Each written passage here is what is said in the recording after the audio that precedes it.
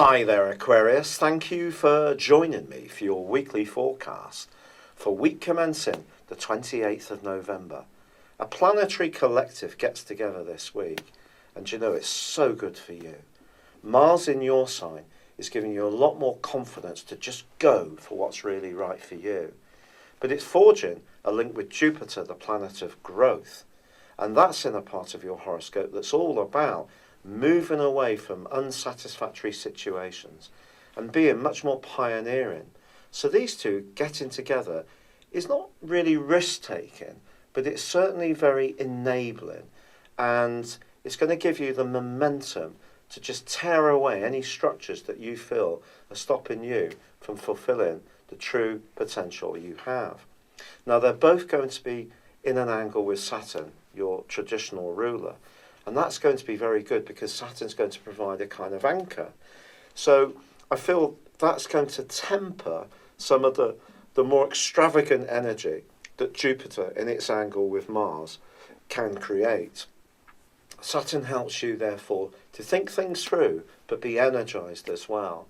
And anything to do with friendships, travel, long-term plans, or where you really take a leading role can really sparkle for you this week. And all this is going to be augmented by the role of the new moon, which occurs on Tuesday.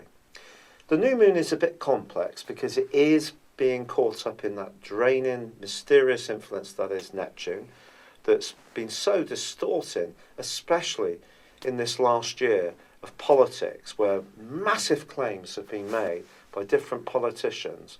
And are they backing up those claims with action? Well, very often not completely. So Neptune has been a lot behind those messages, I feel. And this angle it forges with the new moon suggests that when it comes to money and some of the people you're linking to, or values, stick very closely to what you believe in. Don't compromise too much. As far as your love life is concerned, there could be some connections to someone from your past. And that actually can be delightful, but also kind of startling. And then in an existing relationship, perhaps something can come into the open that's being kept a little bit out of sight. It may not be from you. Maybe someone's going to let you know something that they feel about you that's very positive. If you're single, you could have a surprise admirer that's about to enter your circle, or someone who you've only ever seen as a friend can take on a much more attractive allure. By the very end of the week, it's true that Mercury does move into the most meditative part of your scope, and that can bring that side of your nature that can sometimes need a little bit of peace and quiet and separation from others.